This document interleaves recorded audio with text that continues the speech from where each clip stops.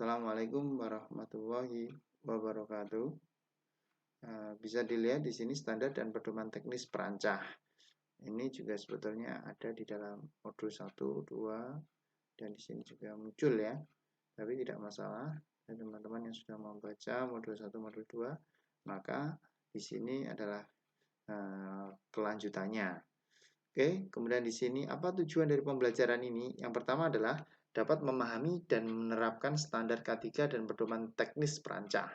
Yang kedua, dapat merencanakan, memilih, memasang, menggunakan, pembongkaran, dan menyimpan perancah sesuai dengan prosedur yang tepat dan benar, serta selamat. Kemudian yang ketiga, dapat mencegah unsafe action dan unsafe condition. Yang keempat, jika terjadi kecelakaan, maka perancah dapat mengetahui penyebabnya. Jika terjadi kecelakaan, perancah dapat mengetahui penyebabnya. Oke, kita lanjut berikutnya.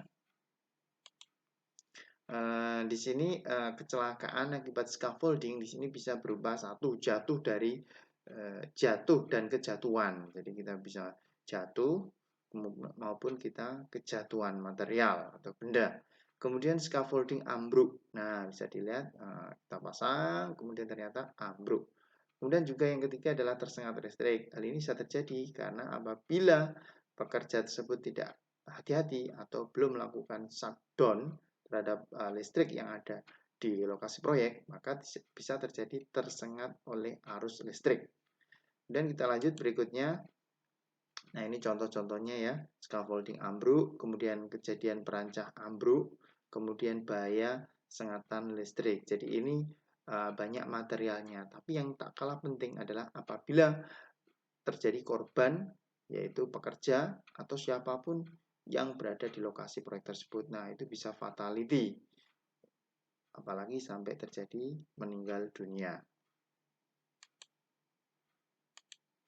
Kemudian ada statistik kecelakaan di Amerika di sini, yaitu penyebab jatuhnya, perancah jatuh atau runtuh, pekerja jatuh terpleset, pekerja terlempar. Ini adalah statistiknya. Yang paling besar di sini terlihat adalah perancah jatuh atau runtuh. Sehingga di sini bisa terlihat bahwa banyak kemungkinan terjadi karena, oke, kita lihat. Nah, di sini adalah contoh-contohnya, yaitu 4 pekerja tewas di jembatan penghubung tim roboh dengan 4 pekerja tewas. Nah, ini adanya suatu insiden. Kemudian kita lanjut lagi, contoh-contoh berikutnya akibat dari kecelakaan kerja yang disebabkan oleh perancah. Di sini korban tewas ruko ambruk di Samarinda jadi 12 orang. Nah, ini bisa dilihat pada Jumat tanggal 6 Juni tahun 2014.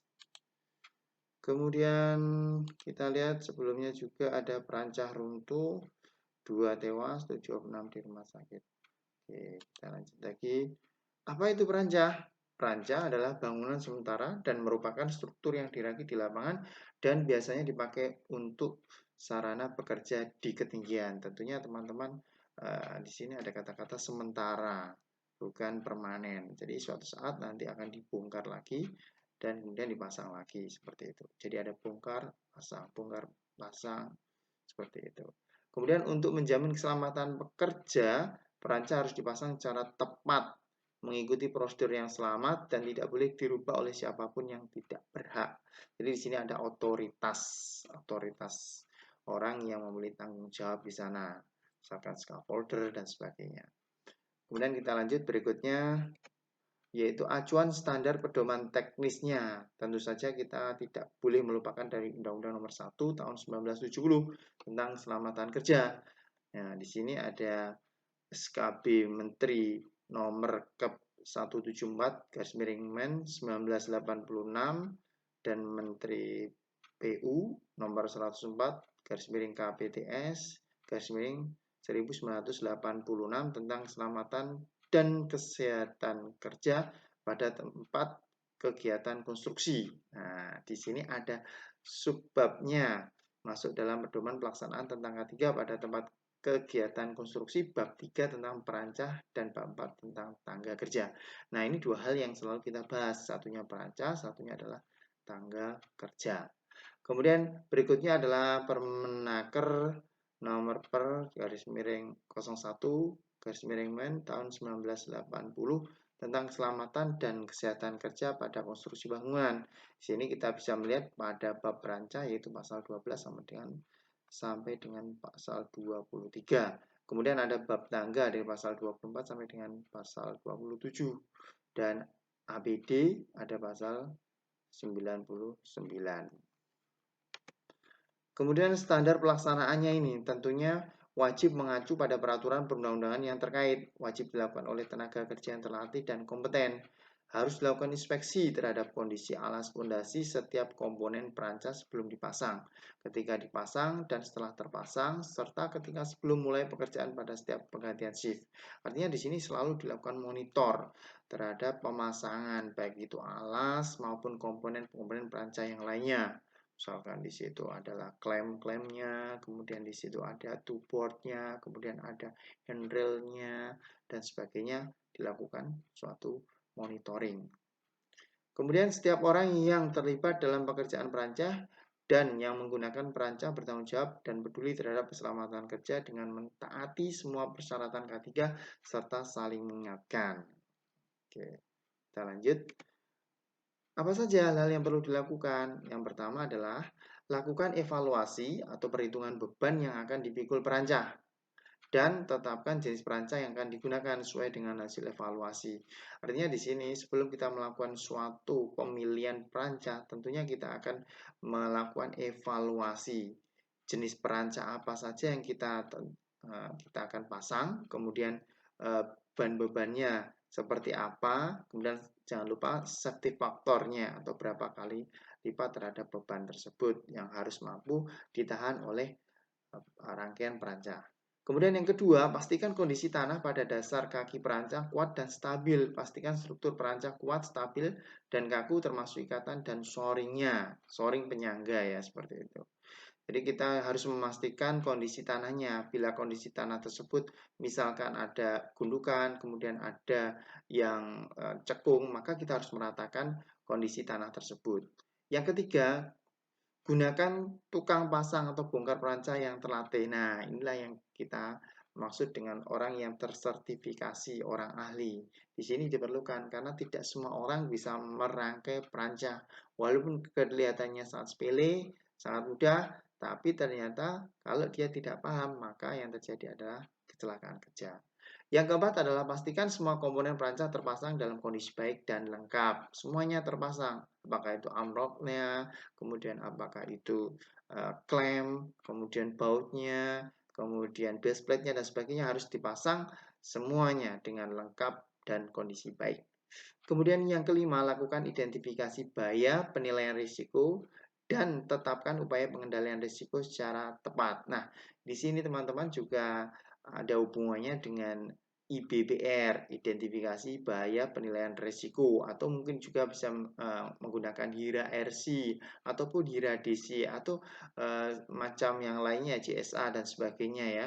Identifikasi bahaya apa saja saat merangkai perancah tersebut, mulai dari perangkaian sampai kemudian pembongkaran.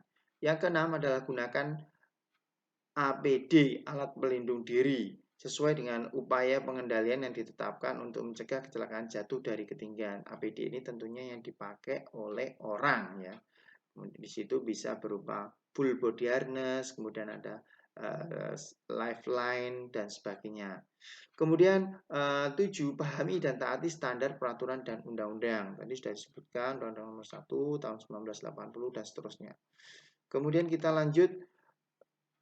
Nah, apa arti perancah tersebut? Perancah ini kalau kita lihat menurut Permenaker Trans Nomor 1 tahun 1980 sesuai dengan pasal 12, perancah yang sesuai dan aman harus disediakan untuk semua pekerja yang tidak dapat dilakukan dengan aman oleh seorang yang berdiri di atas konstruksi yang kuat dan permanen kecuali apabila pekerjaan tersebut dapat dilakukan dengan aman dengan mempergunakan tangga.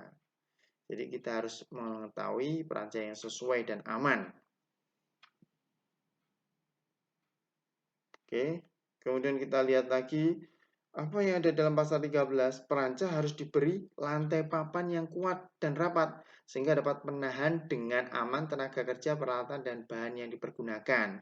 Jadi kita harus pastikan bagian bawah daripada perancah tersebut aman dan kuat. Itu. Bahkan kalau bisa perlu, maka dia harus diberi semacam alas, misalkan seperti kayu dan sebagainya, yang memungkinkan dia berdiri, tidak menggantung atau tidak menumpu pada sesuatu yang cukup rentan untuk roboh. Kemudian di sini ada juga menurut pasal 13, lantai perancah harus diberi pagar pengaman. Nah, handrail apabila tingginya lebih daripada 2 meter. Jadi pemasangan di sini apabila lebih daripada 2 meter, tentunya kita harus menggunakan semacam pagar pengaman atau handrail. Handrail ini bisa diberikan penjelasan di sini ada sekitar 45 untuk posisi yang paling atas, kemudian yang mid atau yang di tengah 45 cm juga, kemudian di sini juga ada yang 15 ini adalah two board ya, atau penutup untuk mata kaki kita. Kemudian bisa dilihat harus diberi pagar atau railing pelindung jika tinggi perancah lebih dari atau sama dengan 2 meter. Oke, kita lanjut. Nah, ini adalah guardrail, mid rail, kemudian two board. Kemudian di sini juga bisa ditambahkan dengan wire mesh screen, kemudian ada planking atau bisa kita katakan alasnya ya, seperti itu ya, alas kayunya seperti itu, atau platformnya seperti itu. Nah, two board ini untuk menjaga atau mata kaki kita supaya tidak keluar saat kita berada di ujung atau di tepi daripada perancah tersebut. Kemudian ada, jangan lupa ada guardrailnya, kemudian ada mid railnya yang tadi panjangnya sekitar 45 cm. Oke. Nah, kita lanjut. Menurut pasal 14, jalan-jalan sempit yang jalan-jalan sempit dan jalan-jalan landasan atau runway harus diberi bahan dan konstruksi yang kuat, tidak rusak dan selamat untuk tujuan pemakaiannya. Kita lanjutkan berikutnya. Menurut pasal 15, perancah tiang kayu terdiri dari jumlah tiang kayu. Pada bagian atasnya dipasang gelagar sebagai tempat untuk meletakkan papan-papan perancah, harus diberi palang pada semua sisinya. Nah, ini ada palangnya. Untuk perancah tiang kayu harus digunakan kayu lurus yang baik. Oke, jadi ada palang ini ya, atau bracingnya harus digunakan kayu yang lurus dan baik. Jadi tentunya ketika memilih kayu ini, tentunya teman-teman juga harus tahu kayu itu tipe atau jenis apa. Misalkan di situ kelasnya adalah kayu jenis jati, kemudian ada meranti, mahoni dan sebagainya. Jadi kita selalu memiliki atau harus mengetahui karakteristik daripada kayu tersebut, baik itu kuat tekannya, kemudian atau tegangan lainnya yang ada dalam kayu tersebut. Biasanya ini sudah diberikan standarnya sesuai dengan standar nasional Indonesia atau SNI-nya. Misalkan di situ kita bisa melihat di peraturan konstruksi kayu Indonesia. Contohnya seperti itu. Nanti bisa dicari. Kita lanjut. Kemudian untuk bab 3 tentang perancah sesuai dengan pasal 16 ini, yaitu satu perancah gantung. Nah, perancah gantung ini erat kaitannya dengan tadi ya, gondola ya. Harus terdiri dari angker pengaman, kabel-kabel baja penggantung yang kuat, dan sangkar gantung dengan lantai papan yang dilengkapi pagar pengaman. Jadi gondola. Itu biasa kita lihat di gedung-gedung bertingkat, maka ada pekerja yang membersihkan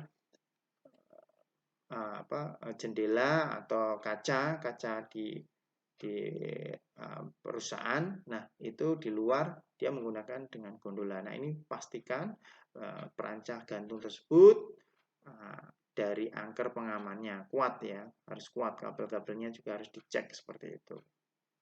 Kemudian keamanan perancah gantung harus diuji tiap hari sebelum digunakan. Nah, ini SOP-nya seperti itu ya. Kemudian perancah gantung yang digerakkan dengan mesin harus menggunakan kabel baja. Jadi bukan menggunakan selain itu ya. Seperti itu. Nah, ini gambarnya ya, ilustrasinya bahwa saat kita akan melakukan pekerjaan di ketinggian menggunakan gondola, maka di sini harus pastikan di sini sudah dilakukan inspeksi, ada pagarnya, ada rumahnya, kemudian ada angkurnya, dan ini dipastikan semua dalam kondisi baik.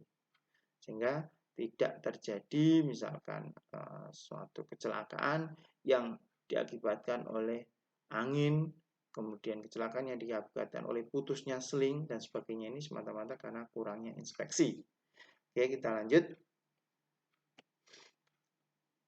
Kemudian perancah tupang sudut atau outrigger cantilever atau perancah tupang siku jib scaffold hanya boleh digunakan oleh tukang kayu, tukang cat, tukang listrik, dan tukang-tukang lainnya yang sejenis dan dilarang menggunakan panggung perancah tersebut untuk keperluan menempatkan jumlah bahan-bahan.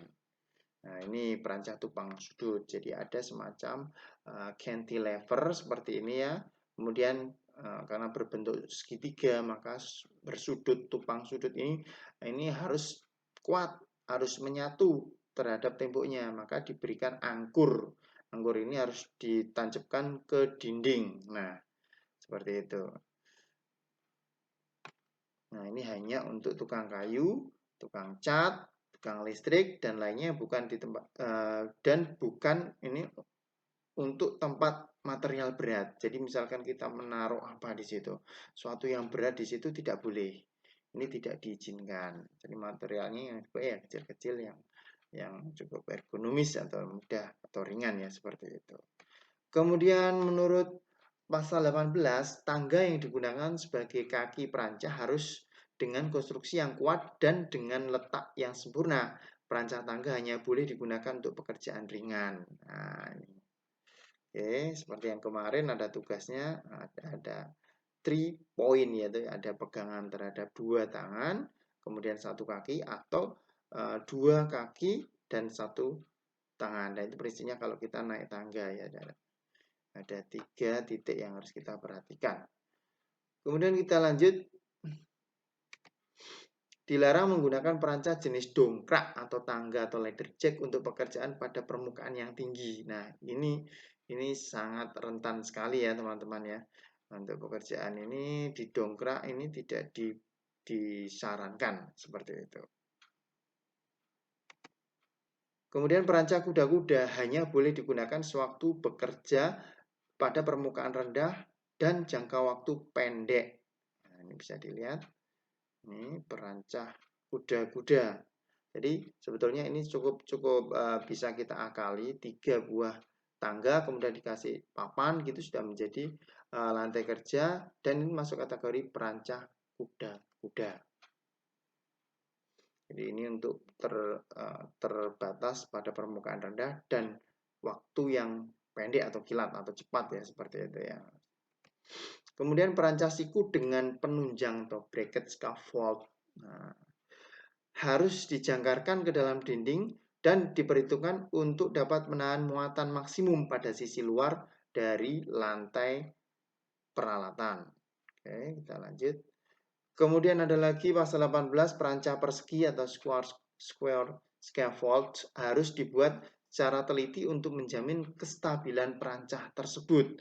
Nah, ini tentunya dia harus merakit sedemikian rupa dari rakitan tersebut macam seperti panggung dan di situ orangnya bekerja di atasnya dari mulai pengecatan atau melakukan pemasangan lampu atau mungkin pemasangan kabel dan sebagainya.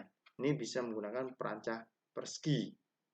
Ini harus dibuat secara teliti. Nah, ini harus ada scaffoldernya karena jangan sampai nanti terjadi ketika suatu proyek pekerjaan berjalan dan terjadi roboh ya seperti itu. Kemudian untuk pasal 19, perancah tupang jendela hanya boleh digunakan untuk pekerjaan-pekerjaan ringan dengan jangka waktu pendek dan hanya untuk melalui jendela terbuka di mana perancah jenis tersebut ditempatkan. Jadi ada kalanya ada perancah tupang jendela ya. Jadi ini dimasukkan ke dalam sisi-sisi terbuka. Nah, ini juga menjadi perancah tupang jendela. Oke. Kemudian tindakan pencegahan harus dilakukan agar dapat dihindarkan pembebanan lebih terhadap lantai perancah yang digunakan untuk truk membuang sampah. Oke, kita lanjut. Nah, pasal 21, perancah pada pipa logam harus terdiri dari kaki, gelagar palang, kaki ini biasanya katakan base plate-nya ya, gelagar palang, dan pipa penghubung dengan ikatan yang kuat. Dan pemasangan pipa-pipa tersebut harus kuat dan dilindungi terhadap karat dan cacat-cacat lainnya. Jadi nanti pada perancah-perancah berbentuk apa namanya modular atau berbentuk jub ya. Nanti kita bisa melihat ada di sini macam-macam klaim ya, ada klaim hidup maupun klaim mati. Klaim hidup ini tentunya bisa berputar sampai 360 derajat. Satunya lagi klaim mati. Klaim mati ini tidak bisa berputar ya, seperti itu ya. Nah, ini adalah klaim matinya. Kalau yang swivel ini klaim hidupnya. Nah, kalau yang serong ini adalah miringnya, sisi miringnya atau perancah pipa miring ya. Nah, ini juga. Jadi ini terdiri atas rangkaian daripada single pipe scaffold seperti itu. Nah, untuk yang sisi atas ini dikatakan sebagai standar, kemudian yang sisi ini adalah ladder, ya ta. Kemudian di sini adalah bracing. Oke, kita lanjut. Untuk pasal 22, perancah beroda yang dapat dipindah-pindahkan atau mobile scaffold harus dibuat sedemikian rupa sehingga perancah tidak memutar waktu dipakai. Nah, ini hati-hati terhadap roda yang berada di bawahnya. Maka roda itu harus dikunci. Nah, harus dikunci dahulu. Dan ini juga ada perhitungannya sesuai dengan modul sebelumnya, ada perhitungannya. Oke. Berapa beban maksimumnya ada perhitungannya. Kemudian pasal 23, perancah kursi gantung dan alat-alat jenisnya hanya digunakan sebagai perancah dalam hal pengecualian, yaitu apabila pekerjaan tidak dapat dilakukan secara aman dengan menggunakan alat-alat lainnya. Ini kita juga harus tahu ya, jadi ada perancah kursi gantung ya, seperti itu ya. Jadi dia lebih ke personal ya, jadi tidak banyak orang, satu aja yang bekerja di situ, tapi harus tetap dipastikan keselamatannya, selingnya, kemudian baut-bautnya yang perlu dicek, kemudian strap-strapnya di sini, bahkan dudukannya di sini juga harus diperhatikan. Kemudian ada juga pasal 24, truk dengan perancah bak atau serial basket truck. Truk harus dibuat dan digunakan sedemikian rupa sehingga tetap stabil dalam semua kedudukan dan semua gerakan. Nah, ini seperti yang kita lihat kalau terjadi suatu misalkan ada trouble pada tiang listrik, maka di sini datanglah dari PLN dan sebagainya. Itu adalah jenis truk dengan perancah bak. Kita lanjut. Kemudian persyaratan perancah yang aman apa saja?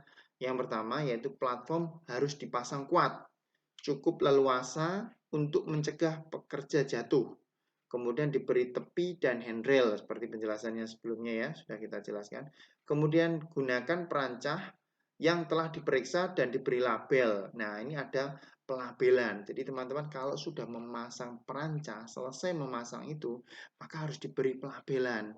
Apakah satu, hijau artinya aman, kemudian label kuning artinya kurang aman, harus pakai safety harness, kemudian merah tidak aman, perancah tidak boleh dipakai. Jadi bisa jadi kita harus melakukan pengecekan terhadap perancah yang sudah dipasang oleh pekerja kita. Jadi ada rutinitas pengecekan. Nah, kalau itu aman, maka harus diberi scuff tag-nya warna hijau. Kemudian walaupun tetap kita sarankan pekerja ketika aman pun juga tetap menggunakan safety harness atau full body harness kalau dia mau berjalan atau masuk di dalam perancah tersebut, sehingga kalau ada apa-apa tetap ada perlindungan terhadap pekerja kita. Nah, apabila merah maka tidak boleh digunakan ya. Kemudian yang ketiga, mengikat material agar tidak mudah jatuh. Yang keempat, batasi jumlah beban agar tidak jatuh sesuai dengan kapasitas jenis perancahnya. Kemudian yang kelima, dilarang meletakkan bahan berserakan. Ikatlah perkakas kerja ke pinggang agar tidak jatuh. Jadi kita juga harus membawa atau material tools kita bawa sendiri, biasanya semacam kayak tas atau yang ditaruh di dalam pinggang agar tidak jatuh. Di situ ada palu, obeng, penggaris dan lain-lainnya. Kemudian persyaratan yang aman yang lainnya adalah rapatkan celah-celah papan platform. Jadi papan platformnya atau papan pijakannya ini harus benar-benar dirapatkan. Kemudian pinggirkan perkakas kerja. Jadi saat kita mau merangkai dalam perancah tersebut, maka kita harus meminggirkan peralatan-peralatan yang tidak perlu, meminimalisir supaya kita tidak semacam terpleset atau mungkin kita menendang material tersebut sehingga jatuh. Kemudian landasan alas perancah harus kuat dan stabil. Kemudian ikat rangka perancah dengan palang penguat dan klem-klem yang kuat agar tidak roboh. Seperti tadi ada klemnya, ada klem hidup dan klem mati. Sediakan tangga akses naik turun yang cukup. Gunakan kedua tangan pada saat naik tangga. Gunakan tali untuk menaikkan bahan dan alat. Lengkapi tempat berjalan dan tali pengaman bagi pekerja untuk bergerak aman di area struktur dan pasanglah tanda pembatas pada lokasi kerja untuk mencegah orang tidak berkepentingan. Jadi dilokalisir, diberi semacam kayak safety line sehingga orang tidak lalu lalang di bawahnya. Kemudian material perancah. Material perancah ini bisa juga berupa pipa logam, baja atau aluminium. Nah, bagaimana persyaratannya? Material perancah ini satu, untuk pipa logam atau baja dan aluminium ini harus terbuat dari bahan yang baik dan kuat. Kuat menahan ban. Kemudian pipa harus lurus, tidak berubah bentuk. Tentunya kita juga akan melakukan pengetesan ya terhadap pipa tersebut ya. Atau kita paling tidak juga mengetahui tegangan lelehnya dari pipa tersebut, berapa maksimumnya, itu biasanya tertera pada brosurnya. Bebas dari karat. Nah, karat ini bisa dilihat, kalau terjadi karat, maka situ kita pinggirkan dahulu. Seperti itu, kita nggak boleh pasang. Ini yang ada karat-karatnya tersebut. Kemudian, atau mungkin dengan cara memberikan cat ya, supaya tidak terjadi karat. Bisa jadi seperti itu. Bahan kayu. Yang pertama adalah harus lurus, padat, bebas mata kayu besar. Nah, artinya kita jangan sampai pas di dalam perancah yang kita gunakan kayu tersebut ternyata ada mata kayu yang besar, dan di sini akan menyebabkan terjadi perlemahan, dan disitulah adalah letak pertama kali dia akan patah. Dan kalau sudah patah, maka terjadi ketidaksetimbangan dan akhirnya jatuh. Kemudian kering, tidak membusuk. Urat-urat kayu lurus, urat-urat kayu cukup tua. Jadi semakin tua pohon tersebut memiliki kekuatan yang cukup tinggi ya.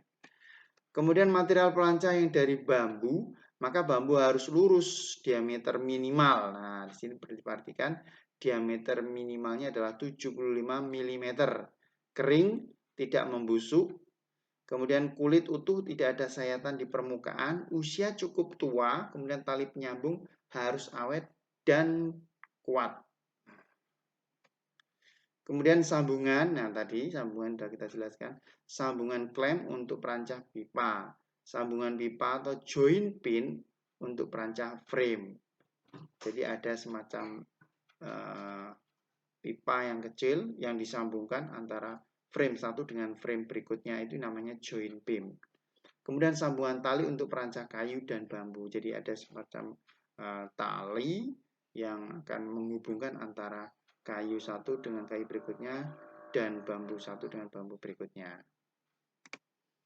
Jenis-jenis pengikat perancah di sini macamnya, cara mengikat batang dengan tali, mengikat batang dengan rotan. Nah, kita lanjut aja. Sedangkan tentang tangga dan tangga rumah. Nah, jadi ada ladder dan stairways. Nah, tangga harus terdiri dari 2 kaki tangga dan sejumlah anak tangga yang dipasang pada kedua kaki tangga dengan kuat. Tangga harus dibuat, dipelihara, dan digunakan sebaik-baiknya sehingga dapat menjamin keselamatan tenaga kerja. Nah, ini ladder ya, ini seperti itu. Kemudian tangga yang dapat dipindah-pindahkan atau portable step ladders dan tangga kuda-kuda yang dapat dipindah-pindahkan, panjangnya tidak boleh lebih dari 6 meter. Dan pengembangan antara kaki depan dan kaki belakang harus diperkuat dengan pengaman. Kemudian tangga bersambung dan tangga mekanik panjangnya tidak boleh lebih dari 15 meter. Kemudian yang ketiga, tangga tetap harus terbuat dari bahan yang tahan terhadap cuaca dan kondisi lainnya, yang panjangnya tidak boleh lebih dari 9 meter. Oke, kita lanjut. Kemudian tentang tangga dan tangga rumah atau stairways ya. Tangga rumah harus dibuat sedemikian rupa sehingga dapat menahan dengan aman beban yang harus dibawa melalui tangga tersebut dan harus cukup lebar untuk pemakaiannya secara aman.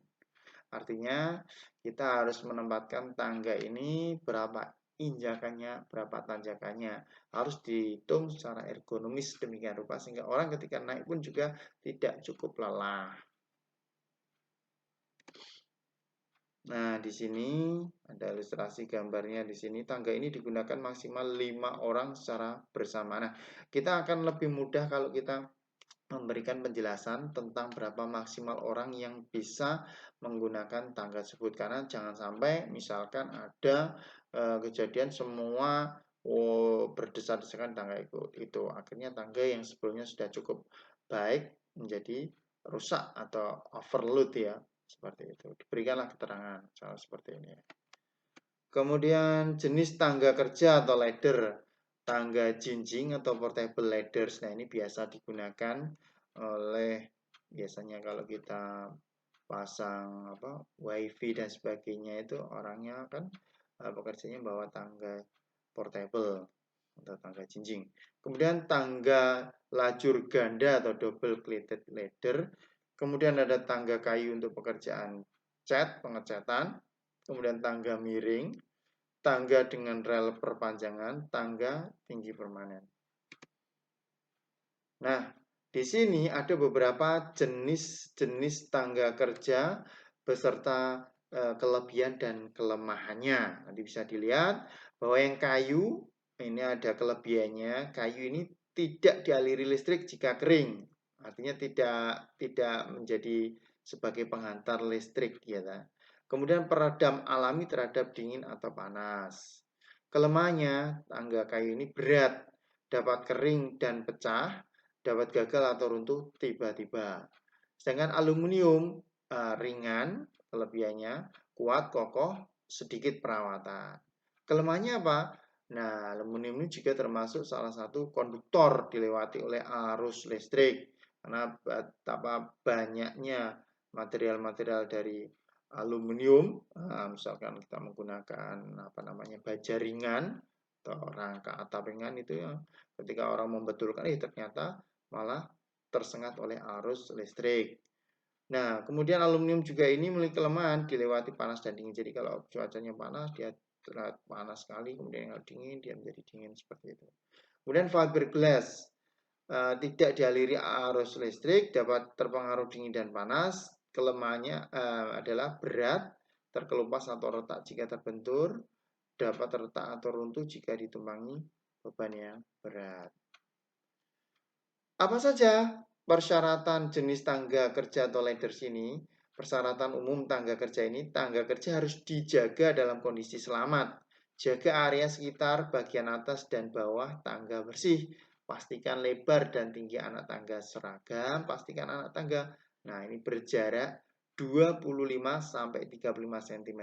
Ini Anda sudah diukur terhadap tingkat ergonomisnya. Jadi jangan sampai kita terlalu lelah ya, kita naik terlalu tinggi sehingga kita menjadi lelah untuk meneruskan perjalanan kita. Kemudian jagalah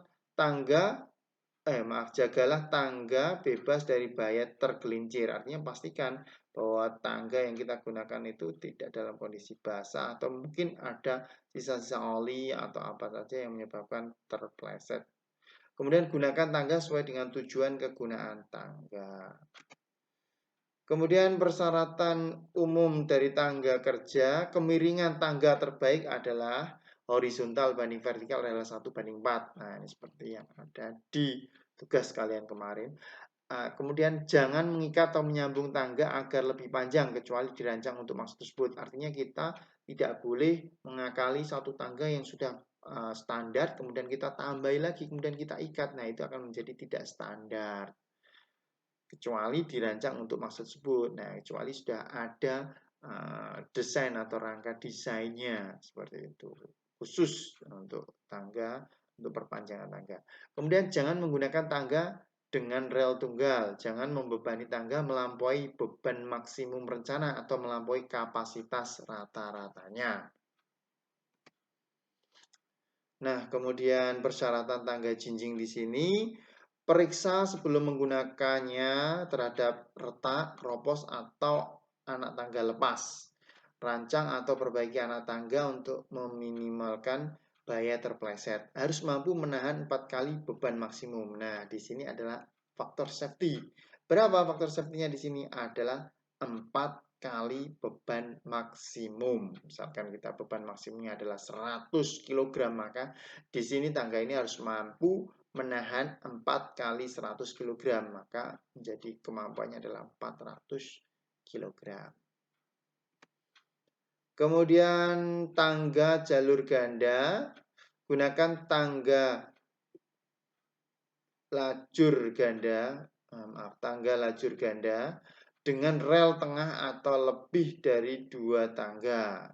Kemudian bila tangga ini hanya merupakan satu-satunya akses keluar dan masuk area kerja dengan 25 atau lebih pekerja. Bila tangga ini melayani 2 arah lalu lintas sekaligus. Jadi kita bisa menggunakan tangga lajur ganda ini dengan persyaratan-persyaratan tersebut. Kemudian tangga kayu dengan pekerjaan cat. Ya, jangan mengecat tangga. Nah, jangan mengecat tangga. Jadi tadi ada juga saya katakan mengecat tangga ini juga tidak diperbolehkan karena pada saat tertentu misalkan di situ tangga ini mengalami keroposan atau apa namanya karat, maka dia tidak kelihatan. Kemudian jangan menggunakan pelapis seperti vernis pada tangga kayu. Nah, sehingga kita tahu benar-benar oh ini sudah berkarat. Tapi di beberapa tempat ini tangga ini dicat ya, seperti kalau ada di PP dan sebagainya, di Wisma Sita dan sebagainya, mereka seperti identik terhadap warna daripada perusahaan tersebut. Seperti itu. Utama Karya warnanya merah, kemudian Wika dengan warna birunya dan sebagainya, seperti itu. Oke, kemudian sudut tangga.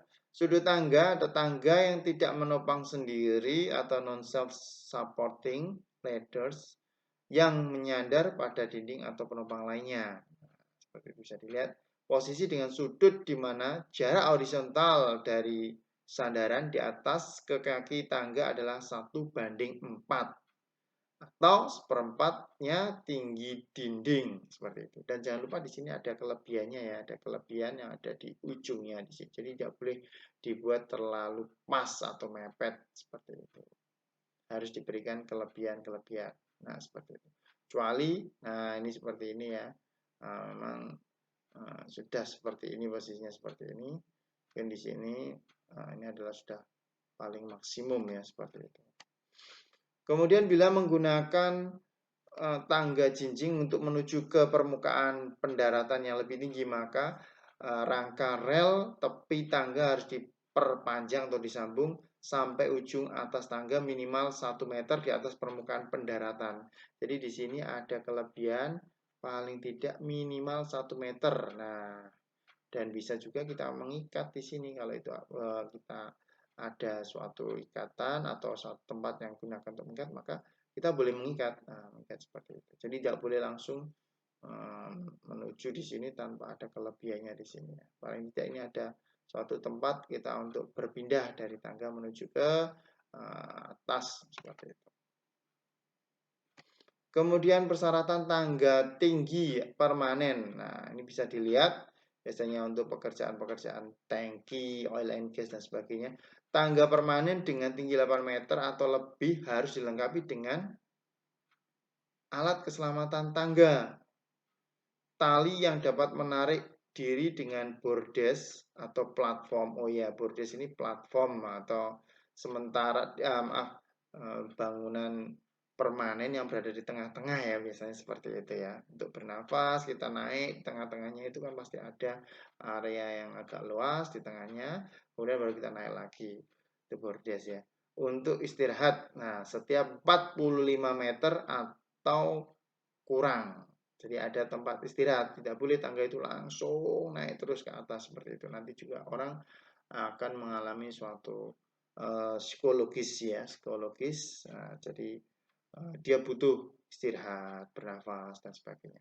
Diberi sangkar dan unit tangga berganda. Setiap unit tangga tingginya tidak lebih 15 meter. Nah, kemudian di sini bisa dilihat bahaya tangga harus diidentifikasi dan diatasi. Pertama, jangan gunakan tangga dekat instalasi listrik atau apakah tangga kayu dan APD yang sesuai. Atau pakailah tangga kayu dan APD yang sesuai. Jadi kita hati-hati terhadap material tangga kita. Kalau ternyata kita tidak bisa memindahkan listrik yang berdekatan dengan lokasi kerja kita, maka kita bisa menggunakan tangga jenis kayu. Jangan berdiri di anak tangga puncak karena tangga menjadi tidak stabil dan mudah terguling. Nah, biasanya kita sangat dilarang berdiri pada puncaknya di sini. Maka harus diberikan beberapa step di sini, 1 atau 2 ya. Itu biasanya ada keterangannya untuk tangga-tangga lipat seperti ini. Jangan menambah palang penguat atau cross brace kecuali telah dirancang oleh pembuatnya. Jadi cross brace ini tidak boleh tambah-tambahi sendiri, sini ditambahi di sini sendiri. Itu tidak boleh ya. Seperti itu. Ini sudah ada standarnya, sudah ada aturannya seperti itu. Kemudian bahaya tangga harus diidentifikasi dan diatasi. Naik turun tangga harus menghadap atau berpegangan pada tangga, jangan membawa beban yang menyebabkan hilang keseimbangan. Misalkan beban yang dibawa terlalu berat, maka kita akan ketarik ke belakang ya, akibatnya kita bisa jatuh. Oke, kemudian di sini juga kita lanjut. Persyaratan jenis tangga rumah, railing harus mampu menahan gaya sebesar 100 kg. Nah, railingnya. Tangga dengan anak tangga lebih besar atau sama dengan 4 dan tingginya 75 cm harus dilengkapi minimal 1 rel pegangan. Nih. Kemudian kita lanjut. Kemiringan tangga adalah 30 derajat sampai 50 derajat. Jadi terlalu curam, misalkan kita mendapatkan 60, 70 atau 90 ya. Nah, itu sudah beda lagi ya. Ketinggian dan lebar setiap anak tangga harus seragam, toleransi kurang dari 0,5 cm. Tangga pendaratan menuju lantai kedalaman minimal 75 cm dan lebar minimal 60 cm pada setiap 3,5 meter atau kurang dari tinggi vertikal. Nah, tepi tangga pendaratan yang tak terlindungi harus dipasang tiang railing 100 cm atau 1 meter ya. Pada tangga menuju pintu dengan daun pintu membuka langsung ke arah tangga, maka harus dibuat lantai kerja atau platform atau bordes sebesar daun pintu ditambah 50 cm. Pastikan tangga bebas dari kondisi licin dan bahaya terpeleset sebelum memakainya. Bagian-bagian tangga harus bebas dari tonjolan, paku, stek besi, beton, dan sebagainya yang dapat menyebabkan cedera, tersangkutnya baju, atau kaki yang terlantuk. Nah, kemudian masuk ke pondasi di sini ya. Pondasi atau dudukan perancah pondasi harus kuat. Perancah atau frame memerlukan plat alas untuk mendukung beban dan menyebarkan beban ke fondasi dengan baik. Artinya beban ini mulai dari standar atau pipa tegak, kemudian menuju ke sebelumnya dari platform menuju ke pipa tegak kemudian menuju ke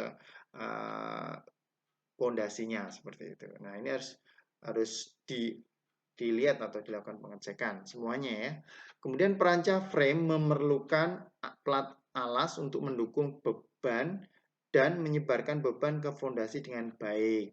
Jika perancah berdiri di atas lantai beton atau yang setara kekuatannya, dapat tidak menggunakan base plate, tetapi tetap disarankan menggunakan base plate. Nah, ini artinya kalau kita memasang perancah yang sudah permukaannya beton, misalkan kita memasang perancah yang ada di lantai 2 yang permukaannya adalah beton, maka itu tidak menggunakan base plate tidak apa-apa. Tapi kalau menggunakan base plate maka disarankan atau boleh digunakan seperti itu. Untuk pondasi tanah yang diragukan kekuatannya diperlukan papan kayu dengan luasan minimal 100 cm persegi atau perkalian antara 40 kali 25 cm.